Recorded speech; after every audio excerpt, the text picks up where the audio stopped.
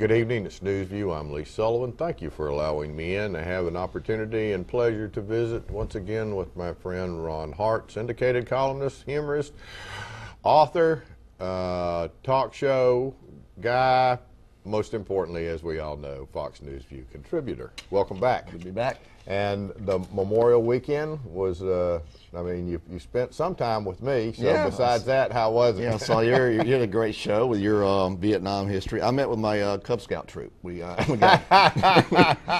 back together, Troop 101 from Columbia, Tennessee, and relived some pretty harrowing times. We did a mall trip one time. Lost a lot of good boys then. Yeah, it was tough. Speaking of good boys, Yeah. Ohio State's coach, Yeah. the train trestle. Yeah, that's surprising. You know, the kids on this team, which I understand, I'm a capitalist, sold on eBay their championship rings, a couple of jerseys, things that were theirs. They sold them on eBay, so the guy has to step down. The civil rights group have stepped up and saying that's wrong, mainly probably because they're afraid they're going to breed a couple of capitalist, future capitalist football players, because they don't want to have capitalism have any say so in this type of situation. They may graduate magna cum Republican or something, yeah, I mean, it's football right now. Spurrier came out the other day, and people are different on this. I don't even know what your opinion is on it, but they say you should pay these players something. I mean, they're generating tons of revenue. They're currently paying them anyway in most cases. It's become pretty dirty. Most of them wouldn't be in college without football. And, he's talking about $300 stipend per month out of the coach's salary. And these coaches are making $4 million a year. They treat these young men and their older versions like animals, right? Like racehorses. They take care of them because to take care of them is to take care of yourself. Right. And I think, and some of these young men come from less than positive socioeconomic backgrounds, and so if the allure is not to them personally, then perhaps it's to their family, as right. we have heard about. Sure. And I think I would not have a problem with that. I mean, because it is. I mean, somebody please don't pretend to tell me that it's all about intramural sports and it's not about bowl games and millions of dollars in TV revenue and all the rest of that. And Bear Bryant had the great line one time. Someone got mad when he started making $100,000. Bear Bryant in the old days, and teachers were making $30,000 in those days. And he said, well, look, find a biology professor and put 200,000 people in the stadium and pay him $100,000. I mean, Really? basically, it's a capitalist system. You're teaching these kids really a form of crony capitalism. It's sort of like pretending that you're not in business when you're in business. Right, exactly. And the alumni are forced to kind of be clandestine and nefarious and get money to players in certain ways that's just dishonest. It causes them all to be dishonest. Well, there's a present value of a football player. I mean, it's something like a Cam Newton, who's a talented athlete, who had a troubled past, and maybe his dad was bad news. I don't know. I mean, these kids are always followed by people that are hangers-on, their entourage. And often they're the ones that bring you down because they sell you out and they say things you shouldn't be saying and do certain things. Look at Michael Vick. Yeah, Michael Vick has certain people around, and they attract and they don't know how to attract the right people quite yet until they lose their money. And invariably they lose their money. They get bad advice, unfortunately. All right. I know that I don't know what it's like to have three wives, fortunately, I'm sure. But so they decided that Osama's third wife wasn't going to get the coin, the $25 million. Yeah. What's that all about, Alfie? Apparently, I'd hate to be living in a house. Of course, for three wives, it's tough enough. As soon as your wife gets mad at you, she realizes she can make a phone call and she can get $25 million. I mean, I'm glad it doesn't exist in America. I think half the guys over here, they'd all be done. Yeah, she did it, and they're not going to give it to her. But they should give it to the Navy SEALs, in my view. But I guess a note to the Saudi Arabian men: just because your women can't drive doesn't mean they can't use the phone, or vote, or text or whatever. So. Bin Laden's situation was a unique one, and to have a $25 million bounty on your head, I'm surprised people didn't get him earlier. Either they don't trust the fact that we'd pay it, or they didn't get the news that we paid it. But that's a lot of money. That's a lot of tents, a lot of camels. Yeah, really. lot of Vestal virgins too go along with 25 million without having to die, don't you think? And his sister also said during the thing that given the choice between being killed and going, being captive, that he would have been killed, but I don't think he was given much of a choice. Right. The way it worked out, so which is kind of good. Don't you think it's better for? I mean, look, let's be mano a mano here. I think if I knew I was going to be croaked, I think I'd rather take a bullet than a hangman's noose. Yeah, I guess so. I mean, he doesn't have much more information than they got from him. The Pakistani people apparently are going to let us search his place in full. CIA. They're having an investigation. The Parliament is investigating. That's for domestic consumption. Right. They got a bifurcated system over there. They cow down to us for our 3.5 billion a year, and they have to act like they're doing something over there to their people to pacify their people. They're playing a tight wire walk, and they know what they're doing, but they do one thing for domestic consumption and entirely different for international reasons. You know, I want to talk about your article, but before I do that, I want to talk a little bit. You've always said, and I respect you for saying this, my wife has the same belief, that people that are homosexuals are born that way. I believe so. Okay. So the Presbyterian Church, and this is tough for an Irishman to say, has voted to allow homosexual ministers to be part of the clergy. What do you think? I'm fine with it. I mean, look. Are you a Presbyterian? I'm a pedestrian. Active pedestrian. I hope you use a crosswalk. Yeah, my wife's Catholic. She's painfully Catholic, and kids were raised Catholic. That was a deal I cut a while back. And it's a great way. It's a discipline. It's a way. It's a belief system. But I think religion sometimes, to the detriment of the Republican Party, weighs too heavily on what they do. I mean, most science is going to tell you, look, I've seen gay guys in my high school and growing up. They were effeminate when they were young. They were playing with Barbie dolls when they were young. I don't think in society as we know it today, anyone would choose to be gay. It's just not that alluring. I just think they are gay. Some people repress it. And there's many in the GOP that test positive for Appletinis too. I mean, the GOP has its share, and they're closeted. No window is immune to the rock. Exactly. So, I mean, in the case of the Presbyterian Church, the priests figure you can hate the sin but love the shoes. Right. And they got a view that you can basically have priests, And look, the truth is the Catholic Church, they say they don't have gay guys. And I think when you didn't want to marry in the old days and you didn't want to confront your parents that you were gay, you go to the priesthood. And then you're in there with a bunch of other people who are so inclined, and it's a recipe for disaster if you think about it. Right. And thus the pedophile issues. Yeah. Years and years of abuse, and I think they've done terrible damage to people, and the way they're reacting to it's been very slow and very kind of high-handed. But I think just look, if someone's gay, my view is look, the people on the right don't like gay people because they don't want to have gay sex. They don't want to get married. What better way to slow down sex than to let them get married? No better way. I don't think I've ever quite looked at it like that, but I will take it as a valid point. Exactly. Ron Hart, we'll be right back. Welcome back. It's News View. I'm visiting with Ron Hart, syndicated columnist and humorist and libertarian. So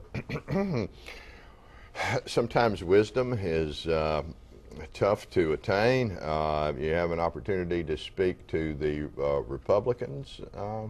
Yeah, Thursday night, speaking to the Walton County Republicans. We'll see how that goes. Maybe as well as it did when I was. Well, I mean, I remember when they asked you to be the keynote speaker at. I don't think Bobby Roberts has gotten over that yet. Yeah, they asked me twice that night, first and last. Yeah, It worked out. And I said, Bobby, why did y'all ask him? I said, it's not like he's secretive about his views and attitudes. I mean, he's just as straightforward as you'd ever want someone to believe. And I said, so you invite him, and he shares with you what he is. And I said, and so what did you expect? Yeah, it was taken well by most of them. I think they need to be told that. It's more of a libertarian take of the Republican Party. Look, right. We reside comfortably, Rand Paul, others within Jeff Flake within the Republican Party. That's where we're housed. Right. I mean, we're not, completely outside the Republican Party right now. We disagree with them on very fundamental, logical disagreements. You can't say minimal government, minimal intrusion, except these things we're going to tell you what to do. You can't. It's not intellectually pure to have that logic. So I part with the Republican Party on a lot of social issues. Let me take from there the Mitt Romney thing. We talked about Presbyterians and homosexuals in the ministry. We talk about Mitt Romney. So my question is, does Mitt Romney's religion dramatically impact his opportunity to be elected? In the Republican primary, some, because evangelicals come out, and as a Mormon, they don't quite understand what you're doing. The other problem Romney has, he looks like a picture. Like you buy a picture frame, he looks like that guy in the picture. He's a good-looking guy, almost like a cutout, a cardboard cutout. I mean, bright. Bright, his own patrician, maybe above it all. I mean, for example, he made his announcement to run for president from one of his New Hampshire homes.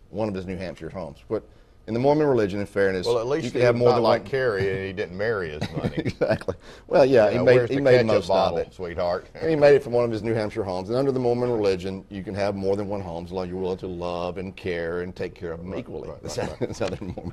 No, but there's some dirt on Romney. I'm going to release it on your show here. I mean, he has this Boy Scout choir boy reputation, but I have it on good authority that in college during his rebellious days, he experimented a little bit with domestic wines. Really? Yeah. So that's good. But domestic wines. Domestic wines. Homegrown. Yeah, exactly. So he didn't. It's not out there yet. This could ruin him. Okay. This could ruin him within the Republican Party. So how does his Massachusetts healthcare program play with him? I have a real good friend who's press secretary for him. She's a young girl out of Vanderbilt, smart person. There's pressure on him to moonwalk away from that. Look, I tried it. I was in a purple state. Actually, I was in a blue state. They forced my hand to do it. We tried it. It didn't work. Here's what we learned. But I think he's taken the other course. He's embracing it. And I think the ability not to say you're wrong on occasion is a detriment of a lot of people, including Bush. Bush had that problem. Well, I mean, do you think that the impact of the salamander, Newt Gingrich, saying that he believed everybody ought to have it? Yeah, I mean, look, the Republican Party is open to ideas. We need to debate. Y'all need to debate what you want to do in this space. It goes back to your tenets, though. What are states' rights issues? I think what Mitt's trying to nuance this issue with is that, yes, I did it, but it is a state's issue because Medicare and Medicaid are at a state level. And there are block grants for Medicaid and Medicare. The Louisiana kickback, whatever they call that, Nebraska bribe. Right. The Obama bribes Senator Nelson of Nebraska to vote for Obamacare by paying his Medicare bills. Right. I mean, he did the same thing out with Harry Reid, Dingy Harry. I mean, it's a nasty business. Just slime wads. It's slimy, But Mitt's got to take a high road. If that's what he believes, he needs to lay it out there. He used to be pro-choice. He used to be for gay marriage. He flipped on that because he knows he's got to run in the Republican primary. Where does he really stand? I don't know. And he's a moderate Republican. Probably has a better chance of getting elected. If you don't believe it, don't say it. Yeah. I mean, political expediency will sooner or later catch up with you, and you look like roadkill. Yeah. Well, where's Obama, pro-choice, pro-life? Do you know? Really? No. On gay marriage. No. He had the exact same thing as Bill Clinton. No. He has the exact same thing. I don't even know. I don't know where he is. I don't know where he is on anything. Because a vigilant press doesn't press him on it. I mean, to watch Weiner get pushed around a little bit today was kind of fun because he's a hard left guy, and the press kind of got him in the crosshairs today and recently. There's a Representative Weiner. I've had dinner with him. Charming guy, but he's a little full of himself, and he got himself a little trap there. He looks really bad. Ron Hart, we'll be right back. Welcome back to Newsview. I'm visiting with Ron Hart. And so President Obama goes to England, Big Ben. No, let's see what time it is. His toast to the Queen. Wonder who's in charge of his etiquette? I don't know who it is. Maybe the same not person Goldie yours. Hawn. Yeah, the same advisor you have, and I have. No, you're supposed to know these type of things. He touched the Queen one time, the first trip over there, which you're not supposed to do. Apparently, the Queens are like strippers. You're not supposed to touch have a them. dollar. You can go in the private rooms if you want to. You're going to pay up for that, but you're not supposed to touch the Queen nor strippers. Bouncers strictly enforce that, I found. But no, he made some mistakes. But he went over there to trumpet his Irish roots. He's 132nd. He's Obama. So yeah, They got a song. Over there. Barack. Yeah. Barack Obama. Yeah. They embraced him. You know, he's a politician. He's Kenyan and Irish, so he should win a drinking marathon. Perhaps that would be good at. He drank a little stout over there. Yeah, he went through the motions over there. He also, while he was in England, addressed the Parliament. Yeah. And told them that we had turned the corner in Afghanistan. Yeah. And you suggested that. Yeah. What corner was that? Because 500 prisoners had tunneled out of a prison over there. Yeah, sometimes you turn the corner 3 times, you're exactly back where you started, huh? Yeah, 500 prisoners tunneled out of Afghanistan recently, but we've turned the corner over there. But you know, on the bright side, at least those prisoners had an exit plan. we don't have one. We don't seem to have one. Here's the president who ran against the wars, who's taken the troop level from 35,000 to like 75,000, more than double the troop level over there. He's done nothing different than Bush on most major issues. You know, really. But you make the point, and then you continue to make the point because it is a valid point. He is just not held accountable. No, I mean the left screamed and yelled everything that Bush did and everything he did. You know, if the Republicans look, he kept taxes the same. He invaded an oil-producing country, got a third war going.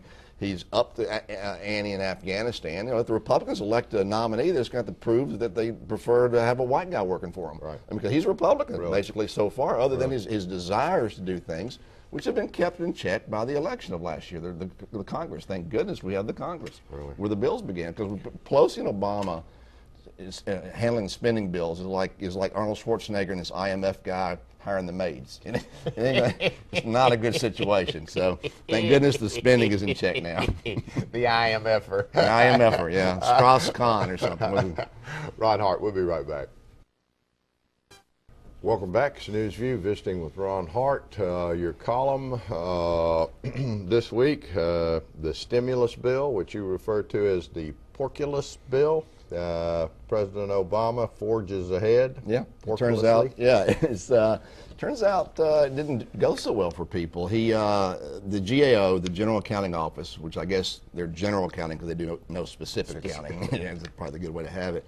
Came out with a report that 3,700 companies and nonprofits, I'm sure a lot of nonprofits, who got $24 billion in stimulus money owe the government $750 million in taxes. I mean, I don't see, this is buried on page 12 of the USA Today, page 13, of course, of the New York Times, but it's sickening. And they looked at it, won't tell you who the companies are, and I'm guessing it's going to read like the DNC donor list. I mean, whatever money that was given out for stimulus, they might as well made the check out to the Obama re-election campaign in 2012. Just to clean it up. Just that way you want to sign the check over, you know, to these. So he sends it, and he wonders why. He said if he did the stimulus deal, that unemployment would not go above 8%. You know, it's 10, touch 10. Right. It's 12% in California. So, and the most troubling thing to me, and just looking at one state, a battleground state, Wisconsin, 80% of the stimulus money, 80% went to public sector unions. Now, these are people that already have jobs. These are locked-in contract workers, okay? How do you create jobs by giving people who already have jobs money? You're creating a grassroots election force. These people show up in T-shirts, you know, every time Obama speaks, so they're always at noon, they don't have to be at work or whatever these people do. So, I mean, he used the money completely for political purposes, and he says he's going to put Sheriff Joe Biden, you know, the sharpest attack, you know, razor-sharp Joe Biden on it to make sure the money's spent right.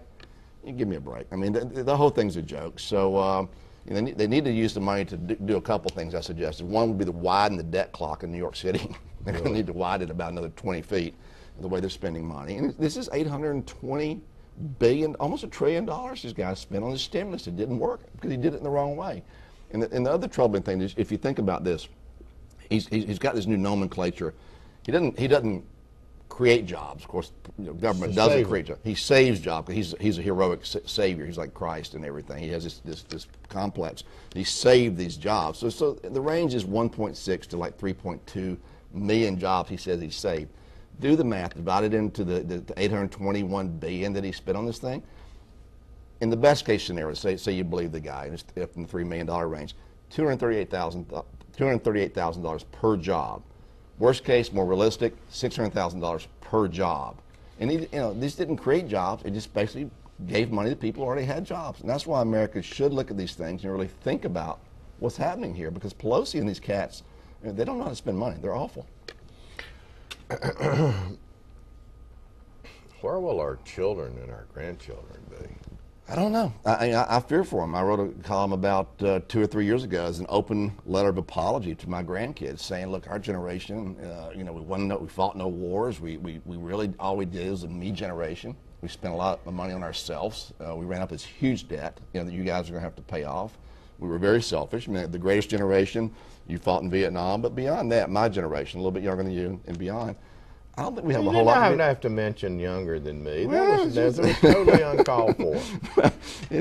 They never called me for war, and I never called them. So I didn't serve myself. And look, I'm just trying to get the message out there through my column and other things to make people think about these things. This is a very selfish thing. And for Pelosi to come out and say this budget is a moral imperative that we give money. The moral imperative is that you're spending money that you don't have, and you're burdening our kids down the road. We're not going to be able to have roads, defense, firemen, things like that we really need down the road. We keep spending on corn syrup plants in Iowa and fish museums, different places. Good luck to the Republicans in Walton County. Remember, those are my views. What are yours?